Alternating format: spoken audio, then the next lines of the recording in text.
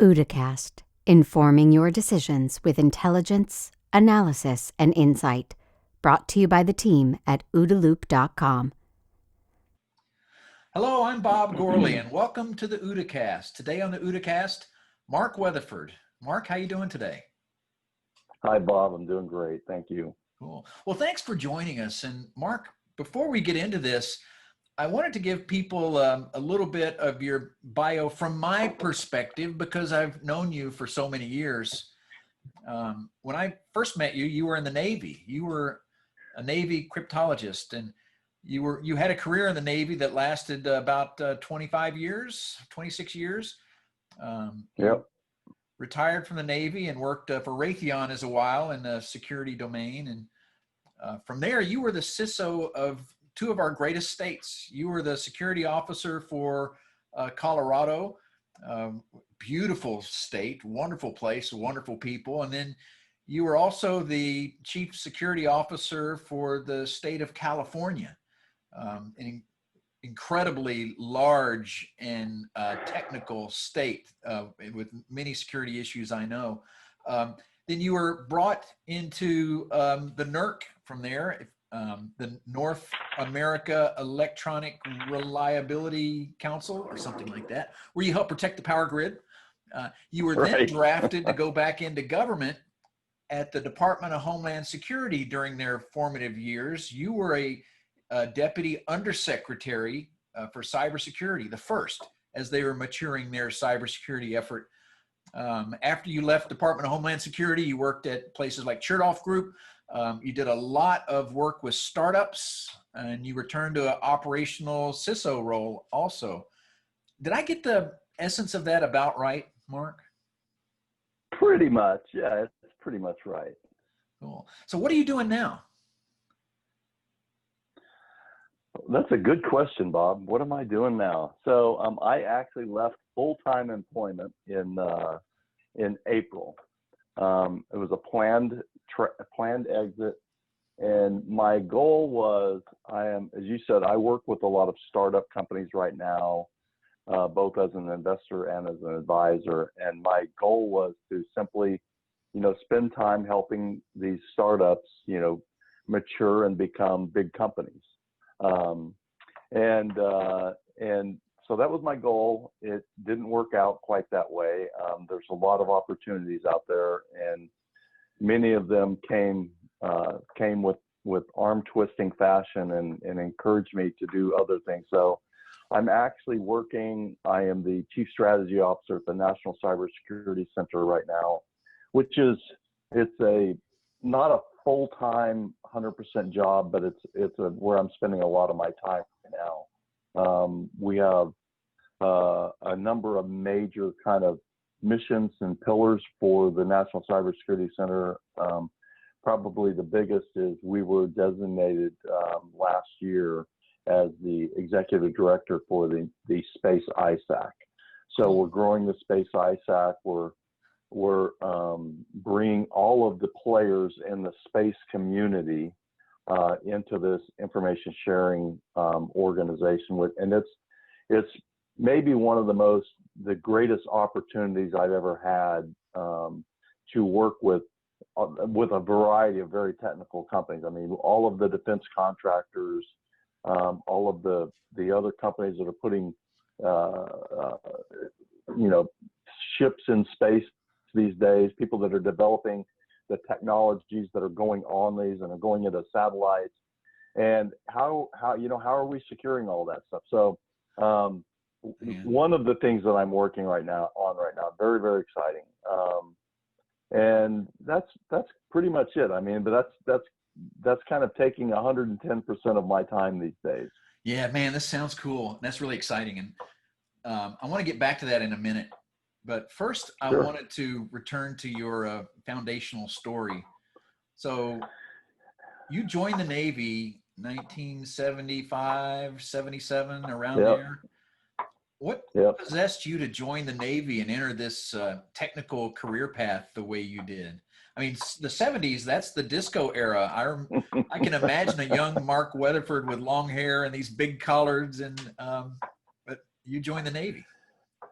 Well, So interestingly, I actually grew up in Northern California in the farming community up there. So I was about this far on the opposite side of disco as you could possibly get. And when I joined the Navy, I wanted to be a CB. CBs, they build roads and build bridges and drive heavy equipment, and that was my goal. But the Navy had other ideas. The Navy at the time, you had to take this entrance exam that kind of assessed your abilities, the ASVAB, and my ASVAB said I was qualified and should go into this advanced electronics area. So I did. I became a cryptologist. Actually became a cryptologic technician, a maintenance guy working on electronic equipment. And at the time, I worked on what was the first large communications computer in the Navy, a land-based system. Didn't go shipboard. And so that's where in 1977 I was learning about assembly code and building computers. And it was just a marvelous time to be a young guy learning technology, because it was literally growing up around us at the time. So that's how I ended up in the Navy. I mean, that's how I ended up getting in this advanced kind of technology arena. Yeah, and then cryptography as a career field, a cryptologist, you guys study how to learn adversary secrets through technology and how to protect our secrets through technology. So must have been just positioned you very well as the world transitioned to a digital age, helping the Navy protect its secrets. Yeah. Well, as we used to say, intelligence officers can tell you what happened. Cryptologists can tell you what's going to happen. And that's really, that's what we did. We were in the signals intelligence space, and we were exploiting, the ether, and it was an exciting time, is all I can say. It was just a very, very exciting time. And, for those now currently in the Navy in that kind of field who are transitioning out, any thoughts for them or advice? Your path was to go to one of the major integrators and help them out for a while. Any other advice you would have for folks transitioning?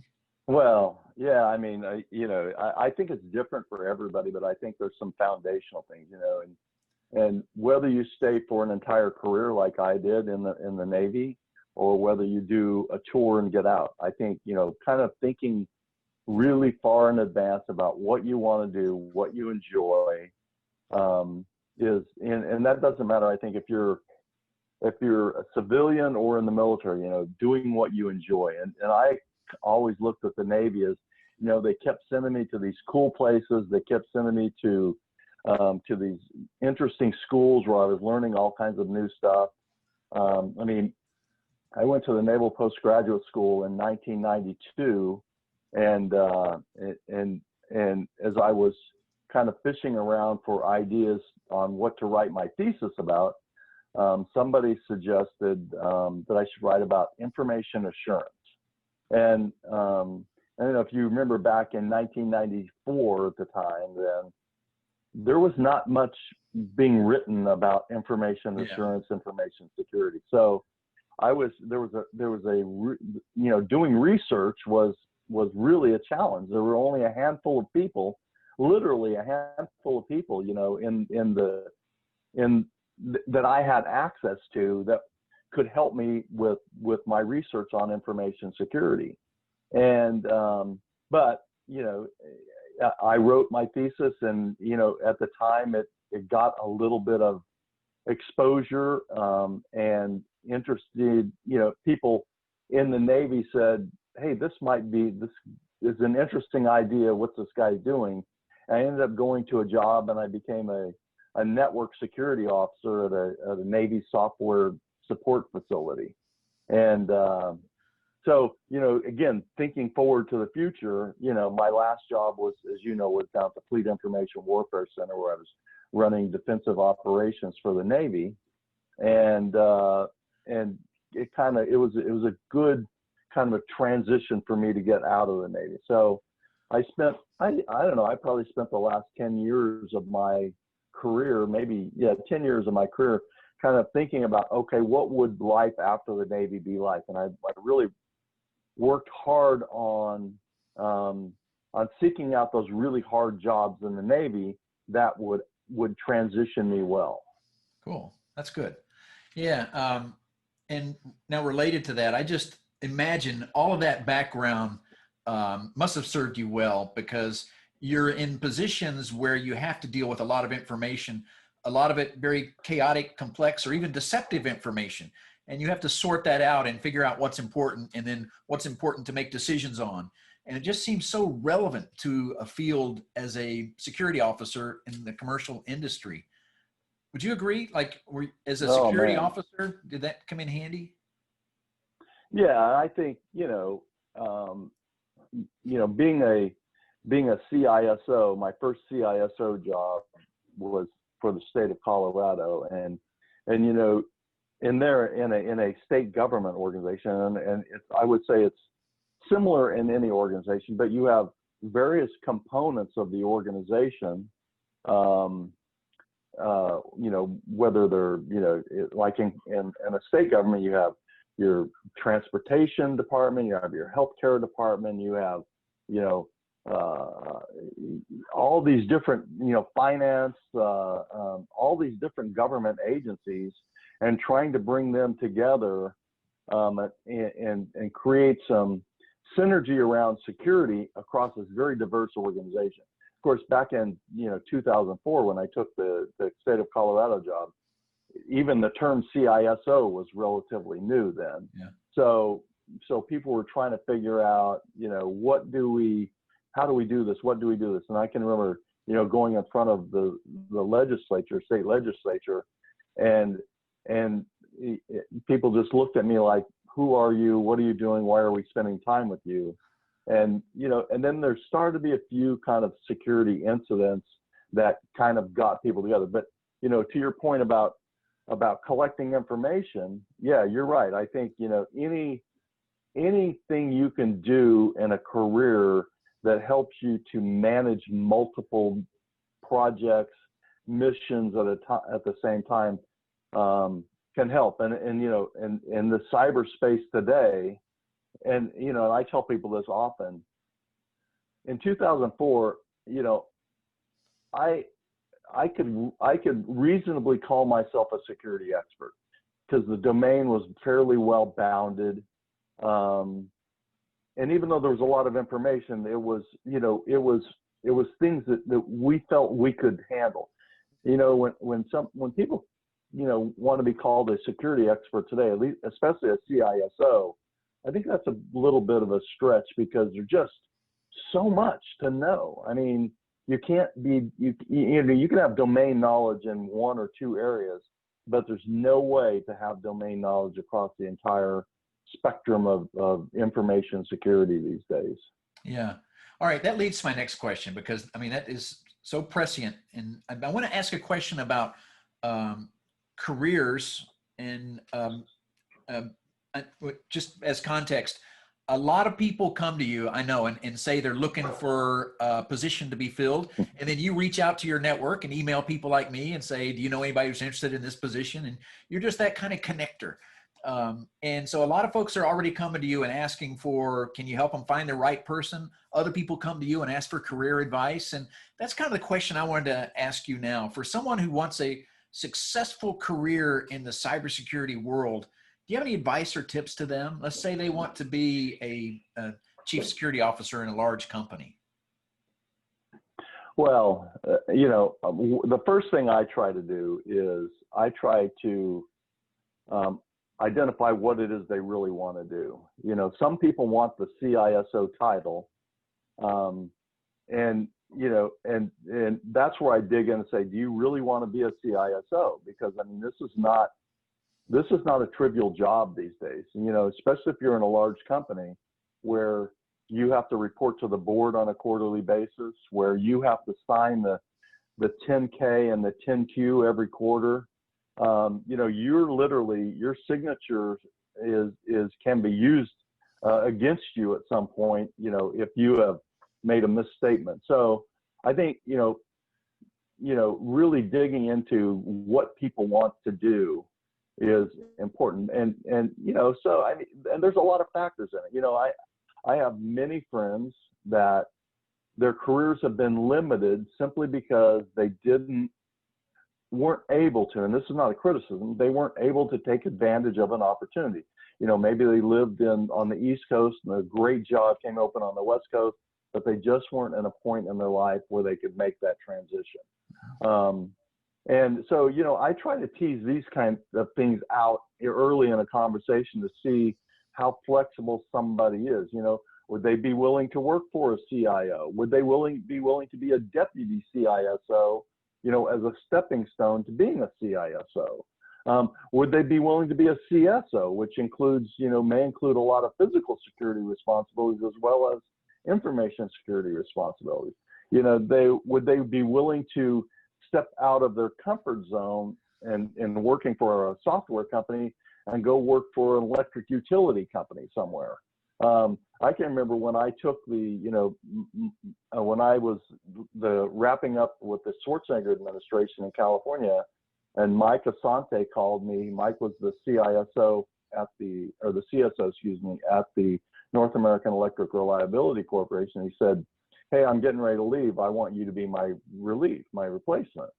And I said, "Mike, I know, the only thing I know about electricity is what I learned in the Navy, on component level. I have no idea what the grid is, what the bulk electric system in the United States is all about." And he said, "Don't worry about it. We'll figure it out." And so for me, it was a huge stretch to go into an industry that I really didn't know a lot about. Ended up being fairly successful there. And I think a part of it was because of my Navy background and learning a lot of the fundamentals of electricity, way back when. But so I really do try to kind of tease out what I think are some of the critical decision-making factors in where do they want to go with a career, because there's a lot of jobs. I mean, I got a announcement for a job the other day in Paris, and I sent that around and I got zero interest in it. And I get it, and at the same time, I got some guy from Switzerland called me and he said, "Hey, I'm interested in coming back to the States. Can you help me?" And so I, made him a couple connections. But that's the other thing I try to do too, is, is I have in the back of my head, these 4 or 5 jobs that I know that are open or going to potentially be open. And as I'm, and I have a whole list of people, that I kind of keep my eye out for. And I'm trying to figure out, which people would be good for different jobs. And sometimes, I may make a recommendation and say, "Listen, here's a good job, but I don't think it's right for you for these reasons." And, I'm never going to stop somebody from doing something. So if somebody wants to be introduced to a headhunter or to a hiring manager somewhere, I'm more than happy to do it. But you got to take my unvarnished advice if you want to get to that stage of the game. Cool. I want to ask another question. Our OODA network has a lot of CEOs, board members, chief operating officers, senior people, and most of the people in our network, I think, are pretty savvy when it comes to cybersecurity because they've learned from the school of hard knocks. But I frequently run into people at that level who could use a little advice. And what should they care about when it comes to cybersecurity? And I know you've worked with a lot of boards and senior people, and just wanted to ask you that question. What do you say to board members to get them thinking right about risk mitigation in the cyber domain? Yeah, so this is maybe probably the question I get most often, and probably any CISO gets this. And I think the challenge is you want to be honest and realistic, but you want to avoid FUD. You want to, if you get into the scary, dangerous game kind of stories, I think you can lose some credibility there. But at the same time, you have to try to convey a sense of urgency around security to non-technical people. And a good example that I just read about today, you know, Anthem had a data breach in 2015, and they spent hundreds of millions of dollars cleaning that thing up, cleaning up the data breach. Today, or I guess the last month, September, they were just fined an additional $39.5 million as the last piece of the lawsuit. And this is what I try to convey. In fact, I sent a note to a bunch of my friends this morning saying, this is the kind of thing your board needs to understand when you go to them, is you may have a data breach, but it may be 5 years before you can wrap this thing up. And that's 5 years of this thing hanging over your head. And then at the end, you get another $39.5 million fine to go along with it. So I think conveying that to not just to the board, but to the CEO and the CFO, that there are really kind of long-term implications to some of the risk-making decisions you make today. And one of the things that I tell my colleagues, and you know, there's a lot of people that have way more experience dealing with boards than I do, but I have a little bit of experience dealing with boards, and some successful and some not so successful. I'm pretty honest about that. But I think the most important thing that a security professional needs to think about when dealing with the board is that most boards are not technologists. Most people, I mean, I say meet the board where they are, because you may have a CFO on there, you may have, you know, an HR manager on there, you may have a venture capitalist on there. You know, boards are made up of these people from a variety of different backgrounds, and if you try to treat all of the board members the same way, you will be unsuccessful. I guarantee it. So meet them where they are. You know, I always advise people establish a relationship with the board. You know, reach out to your individual board members, so you know a little bit more about them, so you can kind of tailor your conversations, tailor your briefings to make sure that everybody is getting what they need to get out of that. Cool. Great advice. Thanks, Mark. And I want to transition now and ask you a few other questions, if that's okay. Like you mentioned earlier in the conversation. Bob. Yeah. You're always good about letting me put you on the spot, and I appreciate it. See, earlier in the conversation, you mentioned space and the space ISAC, and what an exciting domain. At OODA, we're writing a lot about space. We did a special report on the cyber threat to Project Artemis, for example. Artemis, this plan to get humans back to the moon, first women to the moon, within 5 years, and have a permanent presence. And Mark, when I was growing up, the moon was just a big rock. But now, you know, they have discovered ore on the moon, which can be used for all sorts of further space exploration projects. They've discovered ice on the moon, which of course could be incredibly useful to other projects. So there's a lot of reasons to go back to the moon, and Artemis is so exciting. But as we did this research on the cyber threat to Artemis and looked at who would want to attack, there's a huge threat. Oh my God. And as we started asking about what are the views about defense, there's a huge gap.